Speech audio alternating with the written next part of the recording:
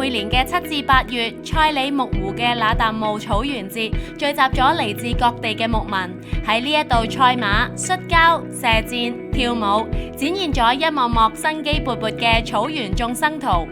為咗避免湖區草原持續遭到破壞，而家博洛市區建設咗另一個賽馬場，將活動場地遷出咗賽里木湖。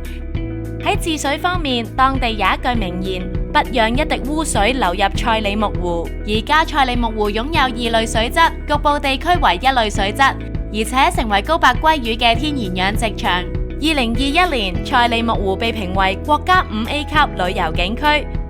隨住景區嘅評價進一步提升，坐擁星空、天山、草原嘅賽里木湖成為咗觀賞原生態美景嘅絕佳地方。走出蒙古包，躺臥喺房車入邊，就可以裸眼觀賞銀河。呢一種浪漫嘅體驗，亦都吸引咗來自世界各地嘅遊客。除咗要營商，大家都好注重環保。喺賽里木湖人嘅心目中，佢哋已經有咗一個共同嘅信念，一齊守護呢片好唔容易先得以重生嘅淨土。